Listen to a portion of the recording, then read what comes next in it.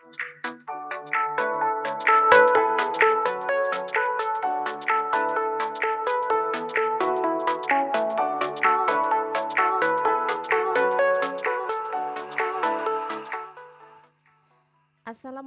warahmatullahi wabarakatuh. Anak-anak yang Ustazah banggakan, jumpa lagi bersama Ustazah dalam mata pelajaran Bahasa Indonesia. Baiklah anakku ya, Ustazah awali pantun dulu. Pagi-pagi cerobong berasap, itu tanda kereta mau lewat.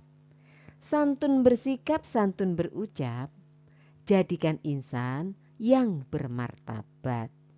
Hore, gitu ya. Oke, anak-anak, kali ini kita akan membicarakan tentang berpendapat dalam eksposisi.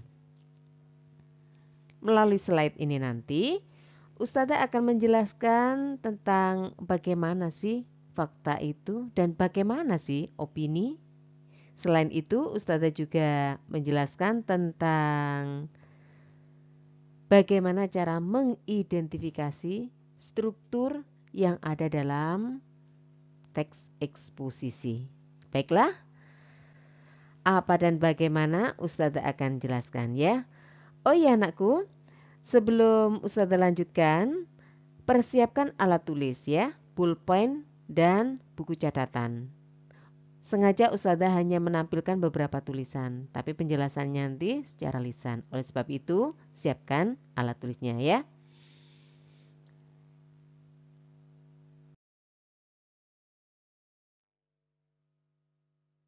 Anak-anak coba perhatikan. Ada dua bocah ya, dua anak laki-laki sedang berbincang tentang gambar. Nah, ada yang sedang berbicara itu yang pakai kaos biru. Kemudian disimak oleh anak yang berkaos orange ya. Bisa jadi itu pertanyaannya, kamu suka gambar apa? Suka nggak gambar ini? Ini aku suka. Nah, kalau memang anak yang pakai kaos biru itu menyatakan seperti itu, pasti mereka punya alasan. Misalnya, anak yang baju biru itu senang, maka dia punya alasan. Seandainya anak yang kaos orange itu suka, dia juga punya alasan. Nggak suka, juga punya alasan. Nah, itu ya. Dalam kehidupan sehari-hari kamu juga begitu. Dan waktu istirahat, waktu di rumah, dimanapun, kadang-kadang kamu menyampaikan suka ndak sukanya terhadap sesuatu yang ada di hadapan kalian. Maka kamu akan berkomentar. Nah, komentar yang diikuti dengan alasan itu nanti disebut sebagai expose ya. Oke. Nah, anakku, ini ada gambar lagi ya. Ada seorang wanita, mungkin itu ibunya, berarti ini yang ada di hadapannya itu adalah anaknya. Kalau memang ibu ini adalah guru, berarti muridnya. Mereka sedang berbincang. Coba, apa yang mereka perbincangkan? Kamu boleh berpendapat. Misalnya, mereka sedang memperbincangkan masalah materi tadi boleh, masalah gawai boleh ya. Pokoknya ada interaktif antara ibu dengan anak atau guru dengan muridnya saling berbincang. Di dalam perbincangan itu tidaklah mereka berlebihan seandainya menyampaikan sesuatu yang disuka dan sesuatu yang tidak disuka, sesuatu yang disetujui dan sesuatu yang tidak disetujui. Semua itu boleh-boleh saja asalkan ada alasannya. Gitu ya. Ada alasannya. Alasannya itu dari mana? Ya dari data-data yang mereka ketahui, begitu ya. Oke, lanjut.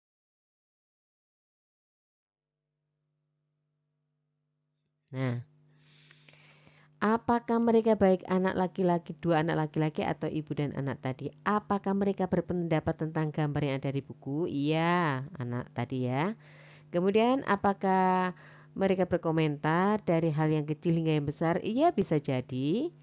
Kemudian apakah komentar positif atau negatif? Bisa jadi ya karena ada anak kecil ya, ya mungkin kurang tahu atau yang apa gitu ya.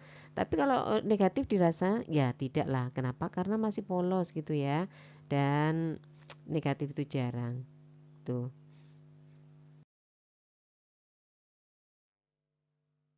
Kamu sebagai siswa, sebagai remaja, tidak lepas dari menyampaikan sesuatu yang disuka atau tidak disuka. Karena kamu punya pengalaman yang banyak, yang bisa dijadikan sebagai referensi, data, atau argumen untuk mengiyakan atau menolak sesuatu yang kamu hadapi itu. Nah, sekarang bagaimana cara menyampaikan pendapat yang benar? Ini.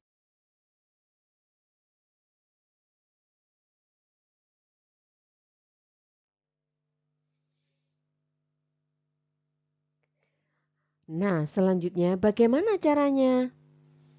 Caranya, satu, gunakan bahasa yang sopan. Maksudnya apa, Ustazah? Gini, gunakan bahasa yang sopan artinya bahasa yang kamu sampaikan itu harus baik. Baik menurut situasi dan kondisi. Dan benar, benar sesuai dengan kaidah. Ustazah ulangi ya. Gunakan bahasa yang sopan. Bahasa yang sopan itu artinya bahasa yang kamu gunakan itu harus baik. Baik itu sesuai dengan situasi dan kondisi. Kemudian benar berarti sesuai dengan kaidah bahasa. Bahasa apa ya? Jelaslah bahasa Indonesia ya. Tuh. Kemudian yang kedua, sampaikan alasan mengapa kamu menyetujui atau tidak menyetujuinya. Bagaimana caranya? Nah, setiap orang itu kan punya pengalaman. Misalnya ada satu statement pernyataan bahwa gadget kurang baik bagi siswa. Nah, seandainya kamu setuju, kamu harus menyampaikan itu sesuai dengan fakta atau sesuai dengan pengalaman apa yang kamu lihat. Misalnya, kamu pernah mendengar penjelasan seorang ahli. Nah, itu bisa kamu jadikan rujukan sebagai argumen. Kemudian, misalnya kamu kurang setuju. Kamu tidak setuju itu karena kamu pernah melihat tayangan televisi yang begitu banyak negatifnya. Nah, sehingga kamu sampaikan. Nah, bisa. Itu adalah argumen. Itu adalah alasan. Alasan yang bisa dipakai untuk mengiyakan atau menidakkan sesuatu yang ada di hadapan kalian. Itu ya. Nah, kalau memang kamu itu punya alasan yang begitu kuat, itu bagus ya. Berarti bukan ngawur, bukan ngarang gitu loh ya. Ada rujukannya. Nah, rujukan itu dari mana? Dari pengalaman. Kemudian dari mana lagi? Pengalaman maksudnya Ustazah itu pengalaman langsung gitu loh ya. Kemudian yang kedua bisa dari apa yang kamu dengarkan misalnya melalui ceramah, melalui diskusi musyawarah itu yang disampaikan oleh orang lain kamu yang mendengar gitu ya. Bisa juga dari apa yang kamu saksikan di televisi atau di mana atau real itu tadi ya. Kemudian bisa juga dari sesuatu yang kamu baca dan lain-lain. Banyak ya yang menjadikan rujukan ya. Rujukan sebagai alasan untuk mengiyakan atau menolak statement yang ada di hadapan kalian ya. Nah, dengan kuatnya argumen kamu itu, otomatis mereka akan menyetujui apa yang kamu tolak atau apa yang kamu dukung gitu. Bisa dipahami ya? Oke.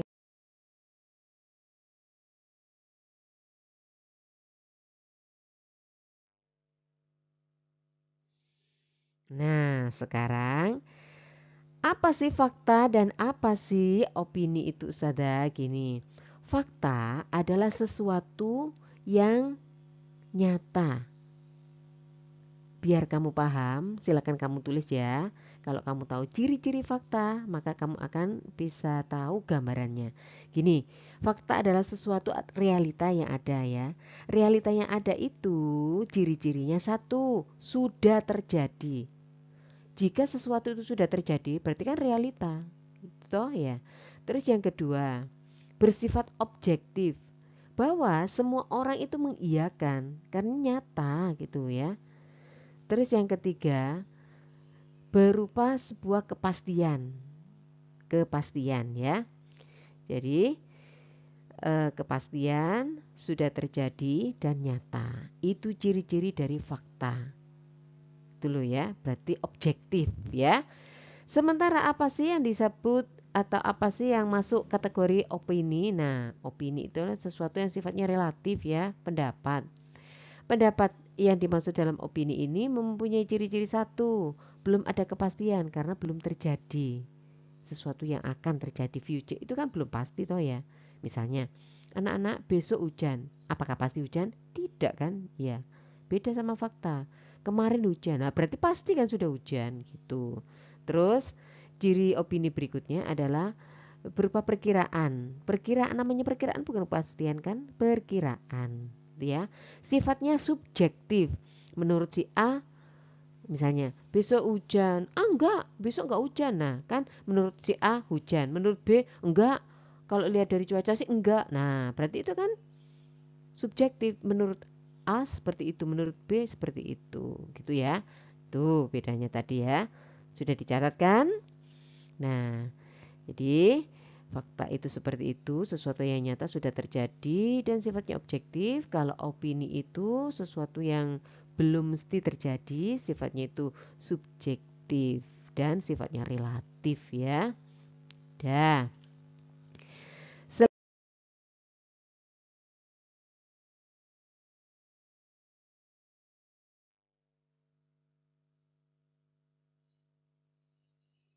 Nah, kita mulai pada masalah teks eksposisi.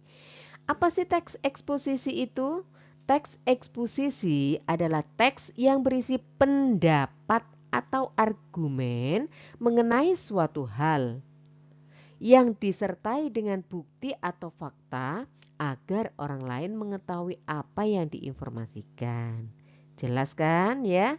Jadi satu, berarti teks eksposisi itu adalah pendapat atau argumen ya. Dua, harus disertai dengan bukti atau fakta.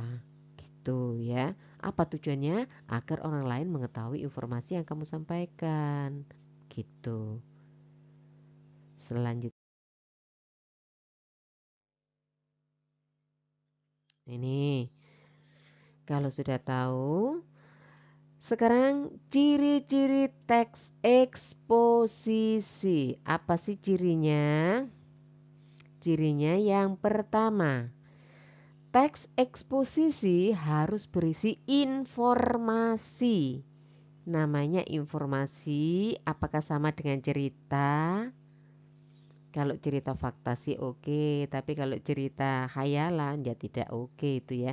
Jadi cirinya harus berisi informasi. Namanya informasi itu adalah berita ya atau kabar, kabar yang nyata gitu ya. Dah. Terus menjawab pertanyaan apa, siapa, kapan, di mana, mengapa, dan bagaimana kurang A-nya ya. Atau bahasa kerennya 5W1H. W, what, who, when, where, why, dan how. Tuh ya. So Inggris ya. Enggak, maaf ya. Canda. Yang ketiga, berdasarkan fakta singkat, padat, dan akurat. Maaf anakku kurang T-nya lagi ya. Jadi, ya faktanya tadi, informasinya tadi harus informasi yang bersifat faktual atau fakta. Kemudian faktanya itu harus singkat, padat, dan akurat. Bisa dibuktikan akurat itu nakku ya. Kemudian berusaha mempengaruhi agar pembaca menyetujui ya data-data itu disampaikan itu agar orang lain itu percaya melakukan sesuatu yang betul gitu ya. Bisa dipahami ya. Terus yang kelima, memakai bahasa yang sopan, baik, dan benar. Maksud Ustazah tadi sopan itu artinya ya baik menurut situasi dan kondisi dan benar sesuai dengan ejaan bahasa Indonesia. Begitu anakku.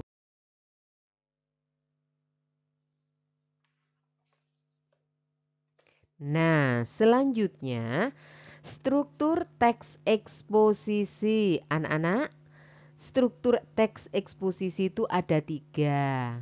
Yang pertama adalah tesis atau pernyataan pendapat atau isi pendapatnya itu ya.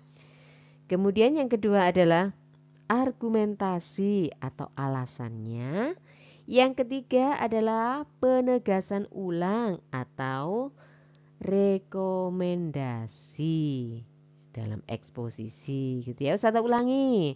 Tesis atau pendapat, pernyataan pendapat, kemudian argumentasi atau alasan, kemudian yang ketiga adalah penegasan ulang atau rekomendasi. Ayo dicatat ya. Oke. Apa dan bagaimana? Ustazah jelaskan di slide berikutnya.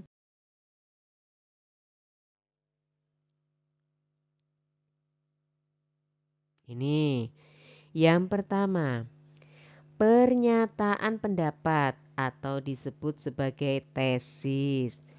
Mungkin kamu gini, Ustazah, tesis itu kan sebagai itu Ustazah, persyaratan untuk lulus S2. Iya, itu tesis. Kan tesis memang juga pendapat yang dikukuhkan dengan alasan-alasan atau data-data yang kuat. Dia kan berupa eksposisi juga gitu ya. Oke, kembali ke sini ya. Pernyataan pendapat atau tesis. Apa sih? Nah, pernyataan pendapat atau tesis itu adalah bagian teks yang berisikan pernyataan pendapat penulis atau bahasa bahasa mudahnya adalah bagian pembuka atau bahasa kerennya opening gitu ya. Opening ini biasanya berupa satu definisi. Misalnya ini tentang bahaya gadget bagi balita misalnya. Otomatis yang pertama dijelaskan kan gadget. Apa sih gadget? Gadget itu adalah, nah definisinya itu apa, kemudian manfaatnya itu apa, gitu. Semua itu pokoknya sesuatu yang sifatnya umum itu disampaikan. Disampaikan di mana? Di pernyataan pendapat atau di tesis. Istilahnya itu opening gitu ya. Belum ke detailnya, belum, masih permukaan. Jadi informasi-informasi objektif yang sifatnya itu umum gitu ya. Oke, kemudian yang kedua adalah argumentasi. Pengertiannya, argumentasi merupakan bagian yang memuat atau berisi alasan yang bisa memperkuat argumen penulis. Gitu ya. Nah, tadi kan temanya tadi yang Ustazah contohkan tadi kan bahayanya gadget untuk anak balita gitu kan ya. Nah, untuk memberikan kekuatan alasan, maka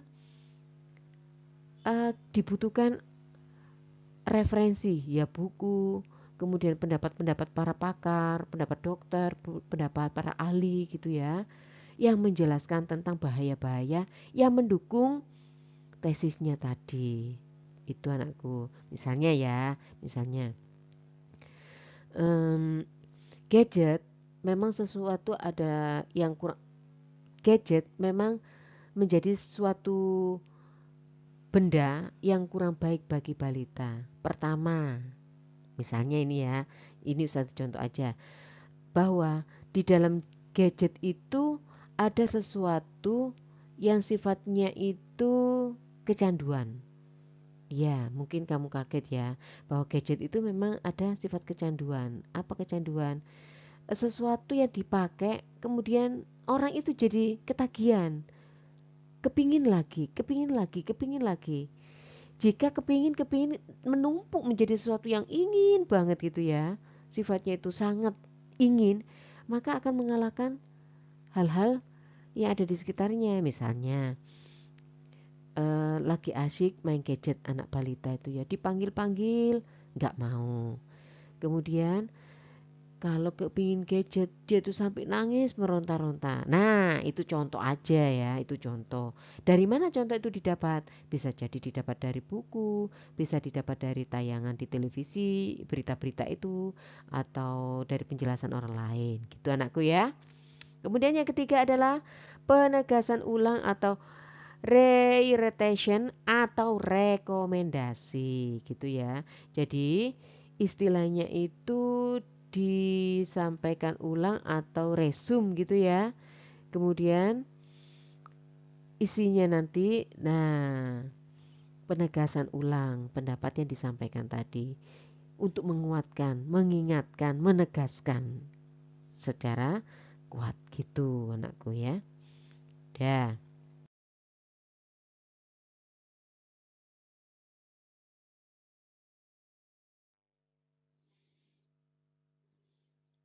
Nah, anakku, itu tadi penjelasan tentang teks eksposisi spesifiknya, tentang apa sih opini dan apa sih fakta. Kamu sudah bisa membedakan ya dari penjelasan Ustazah tadi. Kemudian kamu juga bisa mengidentifikasi teks eksposisi itu apa dan bagaimana sih. Tadi sudah Ustazah sampaikan. Sekalian ada sedikit contoh tadi. Semoga kamu bisa memahami. Kalau memang kamu belum bisa memahami, kamu boleh tanya kepada Ustazah Asma yang ada di gambar itu, atau Ustazah Putri, atau Ustazah Putri itu dikenal dengan Ustazah Ences ya. Kicau indah si burung kedasi, tumbuh subur si pohon coklat. Atas perhatiannya terima kasih. Semoga jadikan ilmu manfaat. Kurang lebihnya mohon maaf. Assalamualaikum warahmatullahi wabarakatuh.